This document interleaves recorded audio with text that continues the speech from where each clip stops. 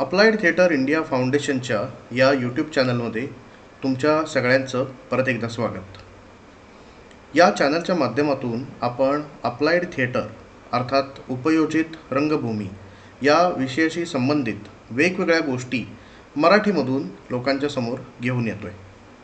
आपल्याकडे खूप मोठा वर्ग असा आहे जो नाटकाशी संबंधित आहे, ज्याचं वाचन अतिशय खूप चांगलं आहे, जे कलारसिक आहेत, पण ज्यांना अप्लाइड थिएटर या विषयाबद्दल फारशी माहिती नाही.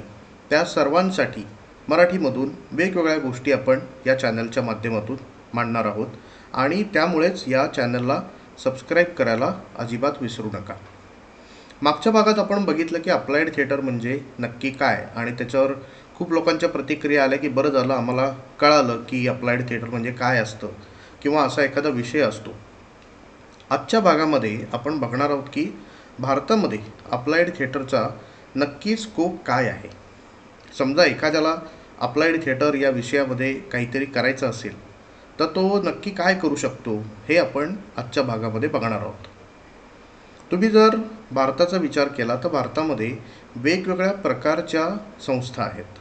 त्याच्यामध्ये एज्युकेशनल ऑर्गनायझेशन आहेत, त्याच्यामध्ये काही कॉर्पोरेट आहेत, IT आहेत, सोशल ऑर्गनायझेशन्स आहेत. या सर्व प्रकारच्या ऑर्गनायझेशनबरोबर तुम्ही अप्लाइड थिएटरच्या माध्यमातून काम करू शकता.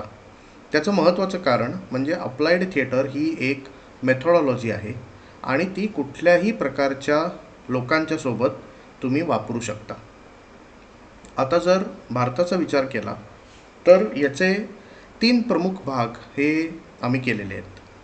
पहिला आहे तो आहे थिएटर इन एज्युकेशन. म्हणजे काय तर एज्युकेशन सेक्टरमध्ये अप्लाइड थिएटरचा वापर करून वेगवेगळ्या गोष्टी मुलांना शिकवणे याच्यासाठी त्याचा वापर होतो. दुसरा आहे तो थिएटर फॉर सोशल डेव्हलपमेंट. म्हणजे आपल्याकडे असणाऱ्या ज्या वेगवेगळ्या सोशल ऑर्गनायझेशन्स आहेत, चॅरिटी ऑर्गनायझेशन आहेत, NGOज आहेत की ज्या समाजातल्या एका अशा भागामध्ये जाऊन काम करतात की ज्या लोकांना एज्युकेशन किंवा बाकीच्या पद्धतीचं एक्सपोजर हे नसेल, तर त्यांच्यासाठी जे काम करतात तिथे अप्लाइड थिएटर ही मेथॉडॉलॉजी म्हणून कशी वापरता येईल हा झाला थिएटर फॉर सोशल डेव्हलपमेंट.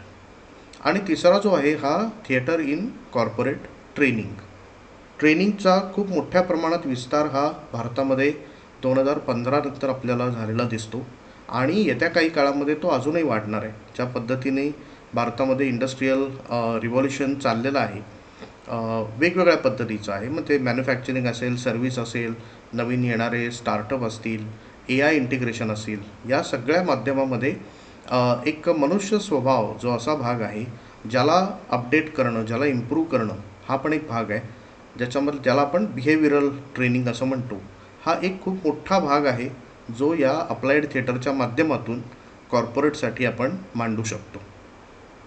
या 3 म्हणजे तुम्ही भारतातल्या कुठल्याही प्रकारचा जर का मॅनपॉवरचा विचार केला, मनुष्यबळाचा विचार केला किंवा कुठल्याही संस्थेचा विचार केला, तर ज्या 3 कॅटेगरी आत्ता मी तुम्हाला सांगितल्या, या 3 कॅटेगरीच्या बाहेर कुठल्याही गोष्टी या जात नाहीत.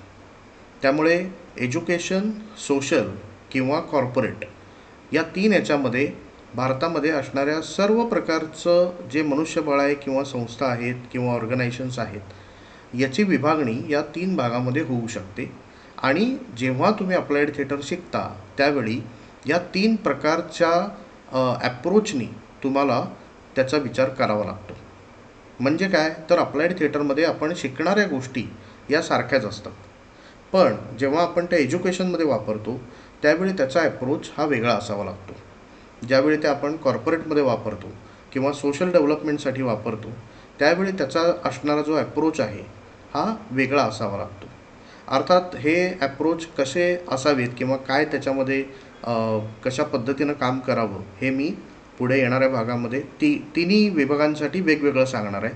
त्यामुळे आत्ता मी याच्याबद्दल फार विस्तृतपणे काही बोलत नाही, पण आपल्याला प्रामुख्यानं हे लक्षात ठेवायला लागेल की जर एखाद्याला अप्लाइड थिएटर शिकायचं असेल, काम करायचं असेल, तर हे 3 प्रमुख भाग आहेत ज्याच्यामध्ये तुम्ही करिअर म्हणून अप्लाइड थिएटरचा विचार करू शकता.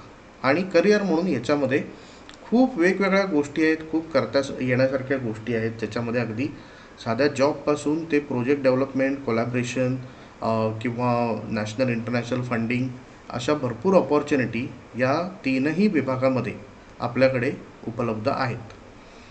त्यामुळे या अप्लाइड थिएटर या भागाकडे येत असताना किंवा बघत असताना पहिली गोष्ट म्हणजे कुणीही घाबरून जाण्याचं काही कारण नाही. करिअर ही आता पूर्वीसारखी काही गोष्ट राहिलेली नाही. जशी 30 वर्षापूर्वी होती की आता कुठेतरी एकदा जॉब लागला बँकेमध्ये, शाळेमध्ये किंवा सरकारी कार्यालयामध्ये की आता आयुष्यभर तिथे जॉब करायचा, असं आता करिअरचं जे डेफिनेशन आहे ती तशी राहिलेली नाही आहे. करिअर ही आता खूप वेगवेगळ्या प्रकारची करिअर ही मुलं करत असतात. त्यातली बरीचशी आपण कधी ऐकलेली पण नसतात. अप्लाइड थिएटर हा त्यातलाच एक विषय आहे. पण करिअर म्हणून जर बघितलं तर आपल्याला त्याच्यामध्ये प्रचंड स्कोप आहे. मुळात भारताची लोकसंख्या जवळजवळ 140 कोटीच्या आसपास आहे. या वर्गाला केटर करणं या तीनही माध्यमातनं हाच एक खूप मोठा व्यवसाय आहे. त्याच्याकडे व्यवसाय म्हणून कसं बघायचं किंवा त्याच्याकडे करिअर म्हणून आपल्या स्वतःमध्ये आपल्याला काय डेव्हलपमेंट करावी लागते, कुठल्या गोष्टी आपल्याला त्यासाठी शिकाव्या लागतात, स्वतःला कशा पद्धतीनं समाजामध्ये आपल्याला प्रोजेक्ट करावं लागतं, या सर्व गोष्टी मी पुढे येणाऱ्या काही भागांच्यामध्ये मांडणार आहे.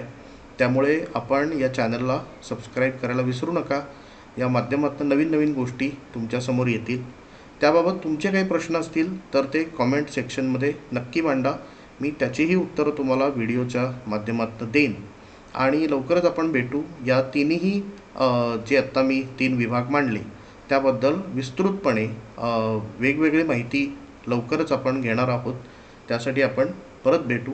तोपर्यंत नमस्कार.